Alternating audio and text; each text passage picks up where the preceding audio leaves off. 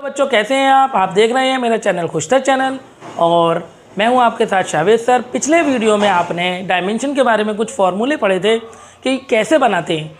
अब हम सीखेंगे आपके कि डायमेंशन एप्लीकेशन क्या होते हैं।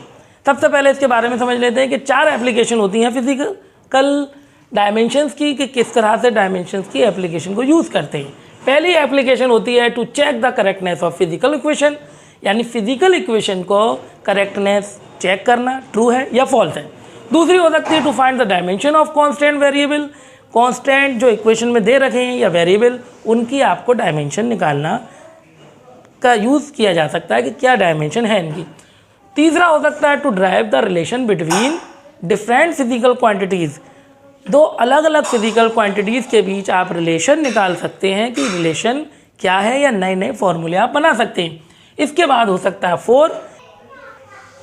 तो पहले हम फर्स्ट एप्लीकेशन की डिटेल समझ लेते हैं कि किस तरह से किसी फिजिकल इक्वेशंस की करेक्टनेस को आप चेक करते हैं। कैसे चेक करते हैं देखते हैं।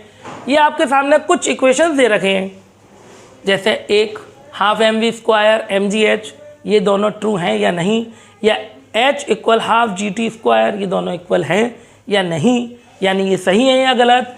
या फिर एक और दे रखा है एनर्जी m² vq है या नहीं, या फिर E बराबर me है या नहीं। देखते हैं कैसे निकालते हैं। डायमेंशन आपने पिछली वीडियो में मेरी देख ली थी और आपको पता है कि डायमेंशन कैसे निकालते हैं। बोथ साइड की जो भी इक्वेशन दे रखा है दोनों की आप डायमेंशन लिख दीजिए। पहले भी पता है आपको कि हाफ की डायमेंशन नहीं लगेगी। यहाँ मास क्या है, मास की डायमेंशन होती है m और वेलोसिटी की डायमेंशन होती है L-T-1। इसी तरह इधर की डायमेंशन आप लेंगे राइट हैंड की, तो क्या होगी, सीधी सी बात है भाई, क्या होती है m की m होती है, g की क्या होती है L-T-2 और h की क्या होती है L। बोथ साइड की डायमेंशन चेक कर लीजिए सेम है या नहीं। देखते हैं भाई, इस पर स्क्वायर और था तो स्क्वायर लगा लीजिए, m L2 और T-2 स्क्वायर क्या हो गया L² हो गया, और ये कितने होंगे 2 इक्वल, ये कितनी है m L और L L2 T-2। क्या दोनों तरफ की डायमेंशन सेम है? जी हाँ, बिल्कुल सेम है, यानी ये इक्वेशन बिल्कुल सही है। दूसरा देखते हैं क्या है, GH, H की वैल्यू क्या होती है L, यानी L लंबाई, हाफ का यूज़ नहीं करेंगे। G क्या होता है एक्सेलरेशन T-2, और T की वैल्यू क्या होती है T, इसके ऊपर स्क्वायर। चेक कीजिए बोथ साइड का सेम है या नहीं। 2 पावर से 2 गए तो कितने बचे L, और इधर क्या है L, इसका मीनिंग क्या है ट्रू। ये क्वेश्चन भी आपका इक्वेशन सही है, यानी ये भी इक्वेशन सही है, ये भी सही है। इसको चेक कर लेते हैं भाई है या नहीं। अरे भाई अब तो खुद करके देख लीजिए ना। चलिए कोई बात नहीं, मैं कर देता हूँ कि E एनर्जी की यूनिट क्या होती है,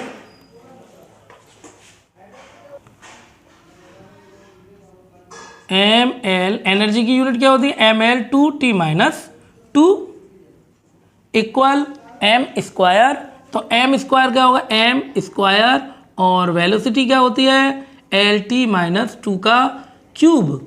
अब इसे ज़रा ठीक कर लीजिए, m2L के ऊपर क्या आ जाएगा 3 और T-2। क्या ये दोनों तरफ की डायमेंशन सेम बैठ रही हैं भाई?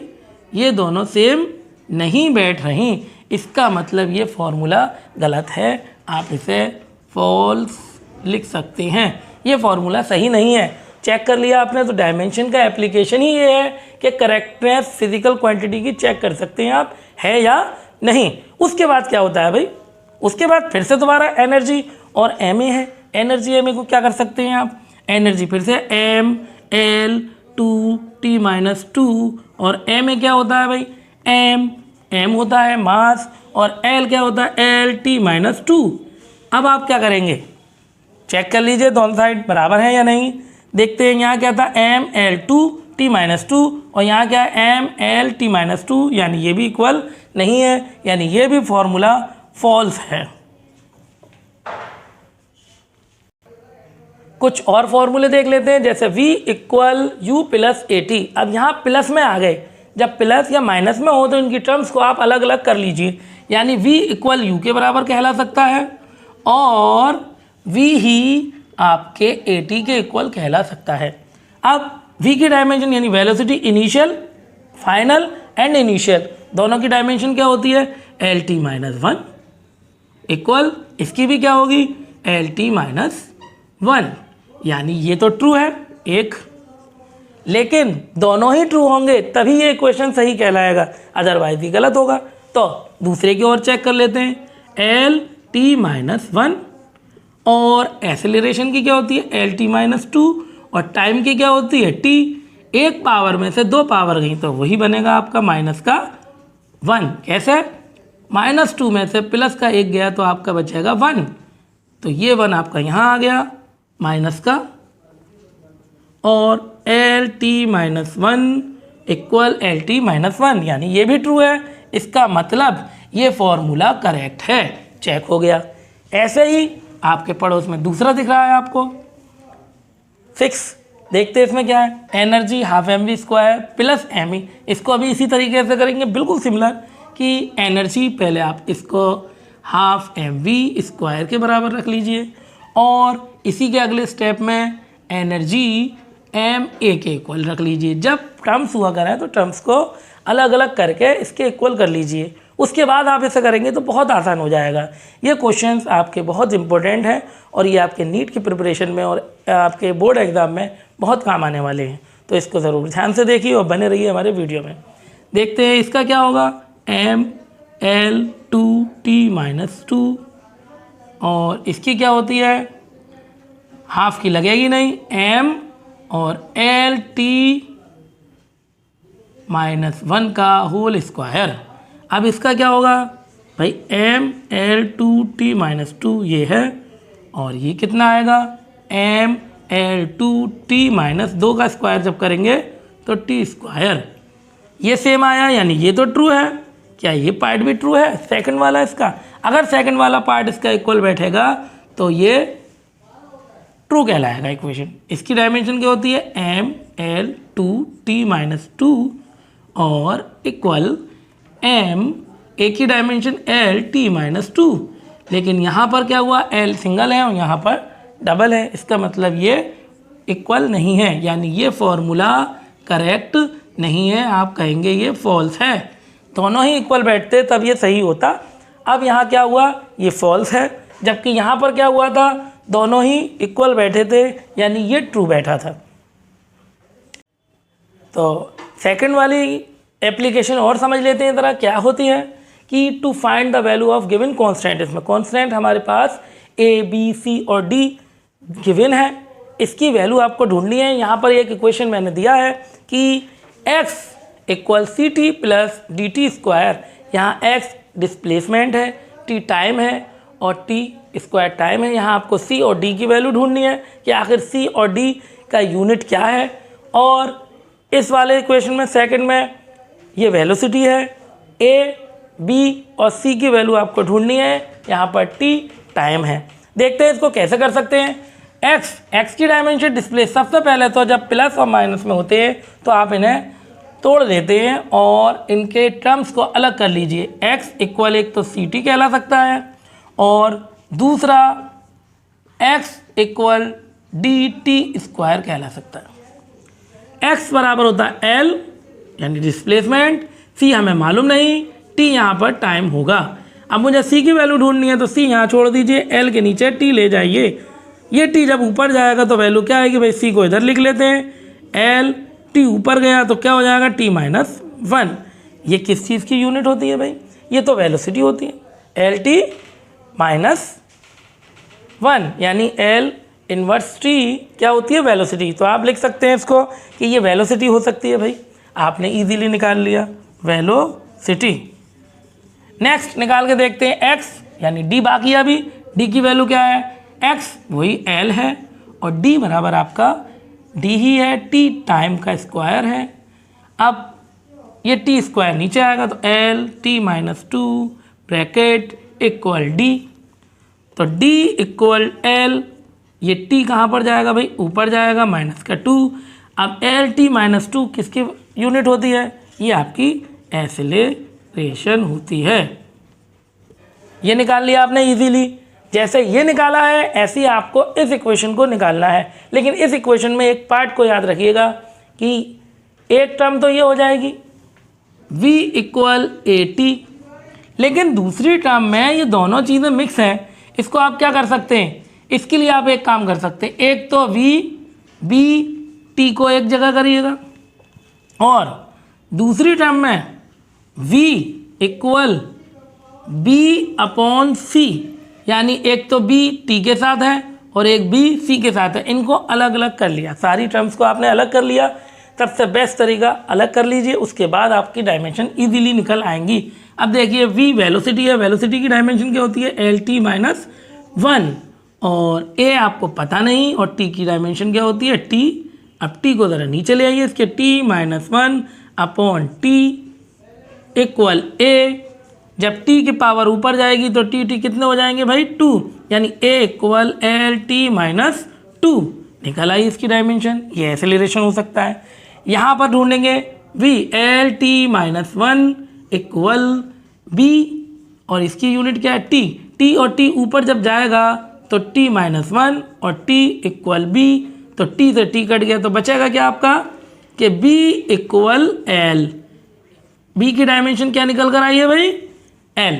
जब b की डायमेंशन l निकल कर आई है तो आपको अगला इसे ज़रा नीचे कर देते हैं, दिख नहीं रहा था साफ, b इक्वल b अपॉन सी।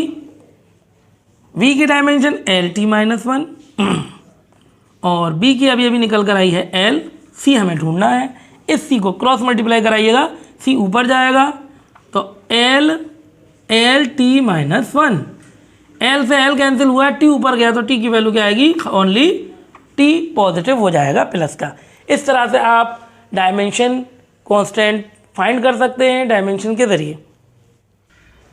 तो डायमेंशन की थर्ड एप्लीकेशन हम देख लेते हैं कि to derive the relation between, क्या होता है ये, कैसे इसको समझ लेते हैं। सपोज कीजिए आपके पास एक क्वेश्चन है कि आपको एक फॉर्मूला बनाना है, the frequency n, frequency of stretching vibrating string is may be depend upon the tension force F and length of string L and mass per unit length. मतलब कोई स्ट्रेचेबल स्ट्रिंग है, कोई तार है जैसे खींचा गया है और इसकी जो फ्रिक्वेंसी है, जब आप गिटार वगैरह बजाते हैं तो इसको बजाते हैं तो इसमें फ्रिक्वेंसी प्रोड्यूस होती है, वो फ्रिक्वेंसी n फोर्स पर डिपेंड करती है और लेंथ पर और मास पर। तो इसके लिए आपको एक फार्मूला ड्राइव करना है भाई। जब आपको डायमेंशन आती है तो आप इजीली फार्मूला ड्राइव कर लेंगे। इसके लिए क्या करते हैं, सबसे बेस्ट तरीका है फ्रिक्वेंसी, जिस इक्वेशन को आपको बनाना है वो आप क्या करेंगे, यहाँ से सॉल्यूशन हम करते हैं कि फ्रिक्वेंसी n डिपेंड करती है, इसके लिए प्रोपोर्शन का सिंबल बनाइए, किस किस पर कह रहे हैं वो, एक f पर, एक l पर और एक मास पर। इनकी पावर लगा लीजिए a b और c और फिर इसको इक्वल कर दीजिए। इक्वल इक्वल लगाएंगे तो एक कांस्टेंट k लगाते हैं, f a l b और m c, इसको हम बोल लेंगे फर्स्ट इक्वेशन। अब आप क्या करेंगे, टेक कर लीजिए डायमेंशन बोथ साइड, ठीक है, डिमेंशन बोथ साइड। देखें क्या लेते हैं, फ्रिक्वेंसी की डायमेंशन होती है t माइनस 1, फोर्स की यहाँ k की डायमेंशन यूज़ नहीं करते कभी भी, k एक कांस्टेंट है, कांस्टेंट की डायमेंशन यूज़ नहीं करनी है आपको सिर्फ जिस चीज़ में रिलेशन दे रहे हैं उसकी डायमेंशन। फोर्स की डायमेंशन होती है m l t माइनस 2, इसकी पावर क्या लगी हुई है a। लेंथ कितनी है स्ट्रिंग की, length of string l length है यानी l की पावर b और मास को गौर करिए, मास पर यूनिट लेंथ दे रखा है, इसका मतलब हर एक मीटर की लेंथ फिक्स है, मास फिक्स है। जब लेंथ बढ़ाएंगे तो मास भी बढ़ेगा, तो इसका मीनिंग क्या होगा कि मास per unit length ml minus 1, क्योंकि मास पर यूनिट लेंथ है तो l माइनस 1 लगाएंगे और इसकी पावर क्या है c। अब देखते हैं, तो अब आप इसकी पावर देख लीजिए, यहाँ m की पावर क्या है, एक तो है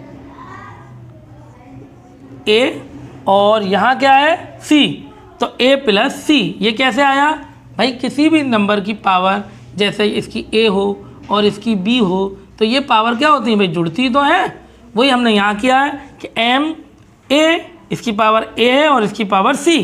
नेक्स्ट क्या है आपका एल, एल में एल की पावर है एक तो ए, एक होगी आपकी प्लस बी और एक हो जाएगी माइनस का सी। उसके बाद क्या बचा टी, टी की पावर क्या है -2a और इस साइड पर क्या चल रहा है भाई आपका t-1। इसमें m l और t इस साइड पर है आपके राइट हैंड पर। तो लेफ्ट हैंड पर आप क्या करेंगे, अगर जो नंबर ना हो उसको आप अपने पास से लगा लीजिए। जैसे m लगाया मैंने अपने पास से तो 0 पावर, और l लगाएंगे तो इसकी भी पावर 0 लिख सकते हैं। अब आप इसको क्या करेंगे, कंपेयर करेंगे। कंपेयर करने के लिए देखते हैं हम क्या करें। m है a plus c equal m की पावर इस टाइम यहाँ क्या है 0, तो 0 लिखेंगे। उसके बाद a प्लस बी माइनस सी, ये किसकी पावर है भाई, ये पावर है आपके l की। l की इस साइड पर आपके लेफ्ट हैंड साइड पर क्या है पावर 0, तो आप यहाँ 0 लगाइए। उसके बाद आपकी t यानी -2a इक्वल किसके बैठेगा, ये बैठेगा -1 के। अब आपने क्या किया, यहाँ कुछ नहीं करना था आपको, एक बार फिर से थोड़ा सा समझ लीजिए कि जो भी इक्वेशन बनाना हो आपको उसके इक्वल रख दीजिए वो वेरिएबल्स जिसको आपको बनाना है, जैसे f, l, m, इसकी पावर बना दीजिए a, b और c। उसके बाद इसकी क्या करेंगे, बोथ साइड डायमेंशन लीजिए, दोनों तरफ डायमेंशंस को बैलेंस करते चलिए।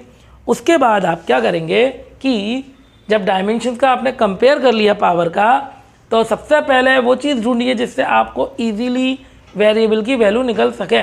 तो सबसे पहले वैल्यू क्या निकल सकती है आपकी -2a -1, तो a की वैल्यू निकलेगी, माइनस से माइनस कैंसिल कर दिया गया तो a/2, a की वैल्यू आई 1/2। तो यहाँ पर ज़रा रिप्लेस कीजिएगा, 1/2 इक्वल c इक्वल 0, तो c इक्वल क्या हो जाएगा भाई, राइट हैंड पर ले जाएंगे -1/2, प्लस है तो माइनस। जब c की वैल्यू आ गई, a की वैल्यू आ गई, तो आपको किस चीज़ में वैल्यू रखनी है, आपको यहाँ वैल्यू रखकर b की वैल्यू निकालनी है। a की वैल्यू है 1/2 प्लस b, c की वैल्यू है माइनस, तो माइनस और minus plus 1/2 equal 0। Half and half कितना हो जाएगा भाई, half and half 1 plus b equal 0, तो b इक्वल क्या होगा -1। ये वैल्यू आपको रखनी है इक्वेशन नंबर 1 में। वेरिएबल की वैल्यू निकल आई, a की, b की, c की, आप यहाँ रख दीजिए a की, b की और c की वैल्यू।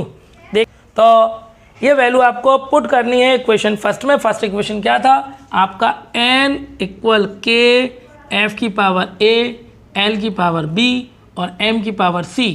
आपकी वैल्यू क्या क्या आई थी, f की वैल्यू आई है f की पावर a की 1/2, l की आई है आपके 1 माइनस के -1, और c की आई है m -1/2। जो माइनस माइनस की पावर है उनको पहले नीचे ले जाइए, k l इसके नीचे आ जाएगा 1 पावर, और हाफ पावर यानी f हाफ पावर है और m हाफ पावर है। हाफ पावर को एक जगह कर लीजिए, k/l, और हाफ पावर को बोलते हैं हम रूट f/m। किस चीज़ का फॉर्मूला बन गया, ये फ्रीक्वेंसी। ओके, और यहाँ k की वैल्यू p/2 है। p नंबर ऑफ लूप होती है, तो k को हटाकर हम लिख सकते हैं k, क्योंकि यहाँ हमने कांस्टेंट माना था। कांस्टेंट की वैल्यू अलग अलग इक्वेशन में अलग अलग होती है, इसलिए इसको आपको सोचने की ज़रूरत नहीं है कहाँ से आई। आपको बस k की वैल्यू याद करनी है कि फ्रीक्वेंसी वाले इक्वेशन में p/2 होती है, तो p/2 रख देंगे, p/2l रूट f/m। ये फ्रीक्वेंसी का पूरा फॉर्मूला बन गया। इस तरीके से आप सारे फॉर्मूले ड्राइव कर सकते हैं।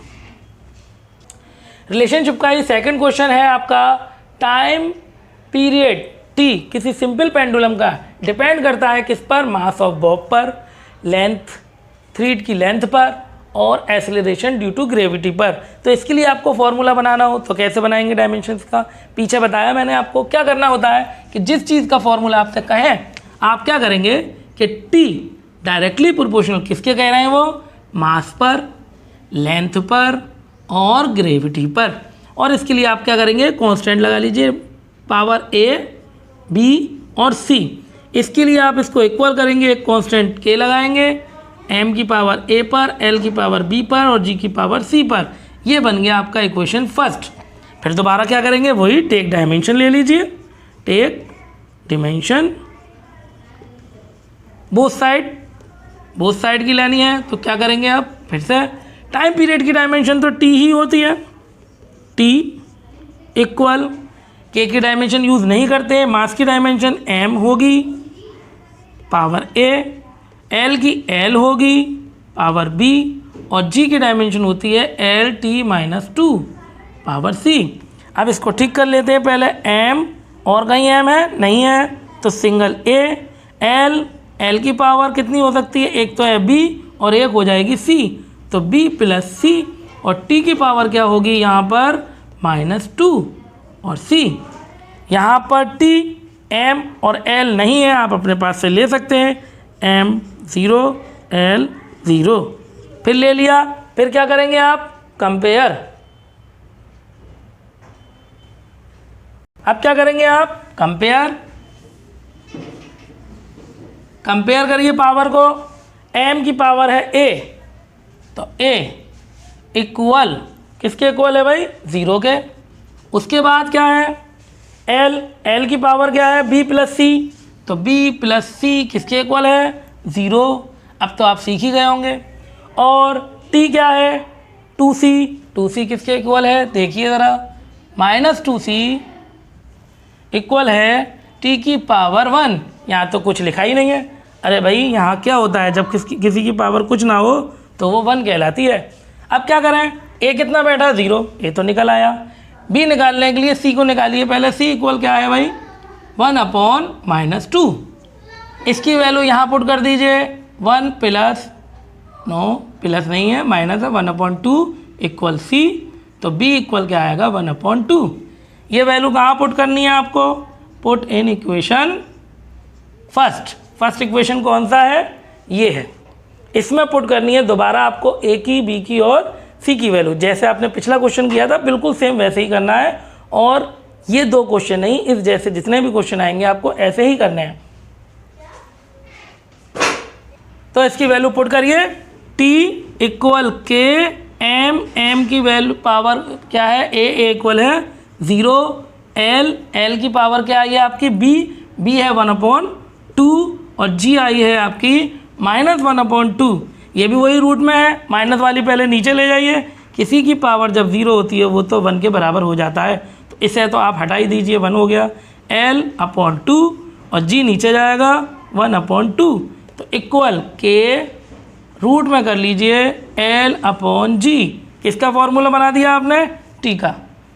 इस k की वैल्यू यहाँ क्या हो सकती है, चाहे तो आप लिख सकते हैं k की कांस्टेंट है, k की वैल्यू 2 पाई होती है। ओके, इस तरह से आप ये क्वेश्चन बना सकते हैं। तो नेक्स्ट टॉपिक है हमारा, लास्ट टॉपिक है एप्लीकेशन का, to convert 1 unit system to other unit system. एक यूनिट को दूसरे यूनिट में आप कैसे बदल सकते हैं, देखते हैं। इसका फॉर्मूला क्या होगा, use n2 n1 u1 u2। यहाँ n1 जो है एक यूनिट सिस्टम है जिसको आपको दूसरे यूनिट सिस्टम में बदलना है, और u1 और u2 डायमेंशन यूनिट्स हैं, एक यूनिट की और u2 दूसरे यूनिट की। देखते हैं इसके लिए पहला क्वेश्चन आपके सामने ये है। तो पहला क्वेश्चन है 1 ग्राम पर सेंटीमीटर क्यूब को आपको चेंज करना है किलोग्राम मीटर क्यूब में। देखते हैं कैसे चेंज करेंगे इसको, कि यूनिट, इसके लिए वैल्यू यहाँ पर रख देते हैं n2 की वैल्यू निकालनी है आपको, तो n2 ये चीज़ इसके नीचे रखनी है, यानी ये यूनिट आपका क्या है 1, तो 1 ग्राम पर सेंटीमीटर क्यूब अपॉन किलोग्राम पर मीटर क्यूब। अब कन्वर्ट करना है, क्या करना है आपको, ग्राम किलोग्राम एक के नीचे एक कर लीजिए, और ये वाला मीटर ऊपर जाएगा और ये सेंटीमीटर नीचे आएगा। इसकी पावर दोनों की क्या है, क्यूब, पावर क्यूब लगा लीजिए। ग्राम और किलोग्राम हमेशा याद रखिएगा इसमें कि आपको बड़ी यूनिट को छोटी यूनिट में कन्वर्ट करना है, तो आपको यहाँ पर किलोग्राम को कन्वर्ट करना है ग्राम में, और यहाँ मीटर को सेंटीमीटर में कन्वर्ट करना है। कैसे कन्वर्ट करें देखें, किलोग्राम को बदलेंगे तो आप 1000 ग्राम इनटू मीटर को बदलेंगे, मीटर में कितने होते हैं भाई 100 सेंटीमीटर, और सेंटीमीटर तो अपनी जगह है ही, और ऊपर क्यूब, सेंटीमीटर तो सेंटीमीटर गया, ग्राम से ग्राम गया, क्या बचा ऊपर 1/1000 इनटू यहाँ पावर कितनी है 3, इसका मतलब इसे 3 बार बोल दीजिए, 1 2 और 3। अब 1 2 3, 3 जीरो से इसके 3 जीरो कैंसिल कर दीजिए, कितना बचा आपका 100,000, यानी n2। इसको एक चीज़ और लिख सकते हैं, 10 की पावर कितनी हो गई 3। सेकंड क्वेश्चन आपका है 1 किलोग्राम मीटर स्क्वायर पर सेकंड स्क्वायर को कन्वर्ट करना है आपको ग्राम सेंटीमीटर स्क्वायर पर सेकंड स्क्वायर में। इसके लिए n2 यहाँ यूज़ कर लीजिए, n2 के लिए यूज़ सॉल्व करना है आपको, तो इसको इसके नीचे लाइए, kilogram metre square centimetre gram centimetre square और पर सेकंड स्क्वायर।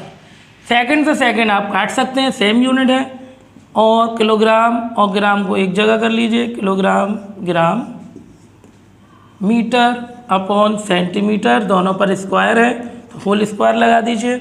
अब इसकी यूनिट आपको चेंज करनी है, तो किलोग्राम को बदल सकते हैं ग्राम में, 1000 ग्राम अपॉन ग्राम, और सेंटीमीटर तो अपनी जगह है, मीटर को आप कन्वर्ट करिए, 100 centimetre upon centimetre square. Centimetre तो सेंटीमीटर गया, ग्राम से ग्राम गया, कितने हैं ऊपर 1000, यहाँ पावर कितनी है 2, तो इसको कितनी बार लिखेंगे 1 और 2, टोटल जीरो कितने हो गए काउंट कर लीजिए, 1 2 3 4 5 6 7, तो n2 की वैल्यू क्या आई, n2 इक्वल 10 की पावर 7। इसी का थर्ड पार्ट है सबसे इम्पोर्टेंट, ये नीट में भी आता है। 1 न्यूटन को कन्वर्ट करना है आपको डायन में।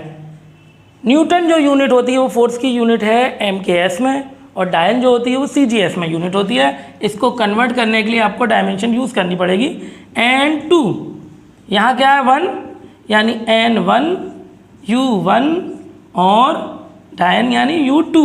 अब आपको जो यूनिट रखनी है इसमें फोर्स की यूनिट रखनी है। फोर्स की यूनिट क्या होती है, n1 तो यहाँ 1 है, फोर्स की डायमेंशन होती है MLT-2, T की पावर -2। यहाँ यूनिट 1 है, इसके लिए इसको आप 1 1 1 बोल दीजिए, और इसकी यूनिट सेम बैठेगी MLT की पावर -2, और यहाँ पर यूनिट 2 कर दीजिए। अब याद रखिए न्यूटन, ये ऊपर है न्यूटन MKS में और नीचे वाला है CGS में। इसके लिए एक स्टेप अब करते हैं, मास किलोग्राम में यूज़ होगा, और लेंथ मीटर में, और टाइम सेकंड में यूज़ होता है। नीचे वाला क्योंकि डायन यूज़ किया गया है तो ये क्या होगा CGS में, तो ग्राम सेंटीमीटर और सेकंड से सेकंड काट दीजिए, फिर से वही यूनिट बदल जाएगा आपका।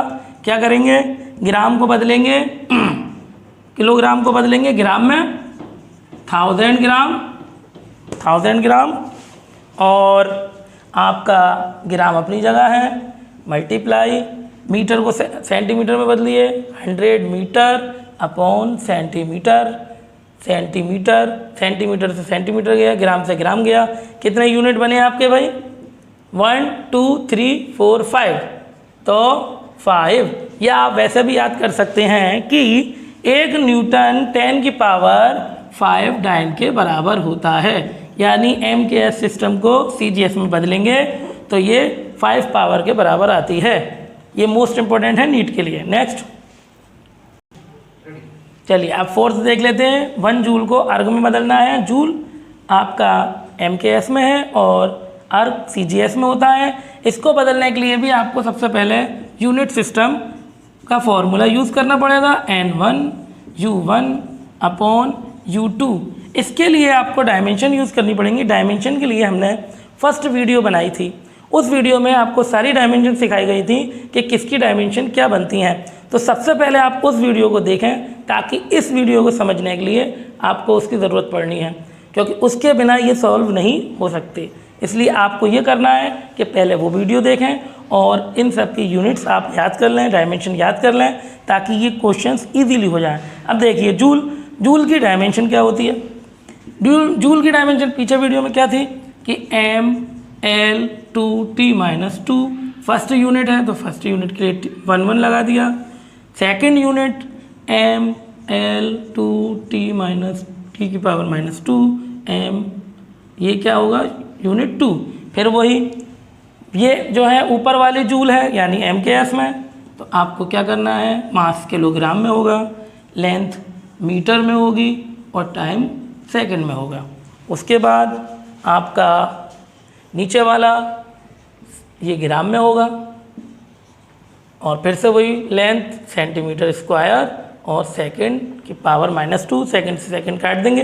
ये फिर वही उसी तरीके से होगा जैसे आपने पीछे करा था। ग्राम को 1000 ग्राम और मीटर को बदलेंगे 100। इसकी पावर दोनों पर पहले आप स्क्वायर लगा दीजिए, मीटर सेंटीमीटर कर दिया और सेंटीमीटर, दोनों की पावर आपने एक जगह कर ली, काटा, इसको काट दिया, डिवाइड होकर क्या बना, ये है आपका 1 2 3। ये कितनी पावर है 2, तो यानी 1 2 और फिर 2, टोटल कितनी हो गई भाई, टोटल होती है इसमें 7, 1 2 3 4 5 6 7। यानी वैसे आपको याद करना हो तो इसकी यूनिट क्या होती है, 1 जूल 10 की पावर 7 अर्ग के बराबर होता है। इसको रिवर्स भी कर सकते हैं आप, 1 अर्ग कितने जूल के बराबर होगा। तो इस तरह से ये आपने पूरा चैप्टर पढ़ लिया है और सीख लिया है आपने कि किस तरह से डायमेंशन के एप्लीकेशन होते हैं। Thank you very much.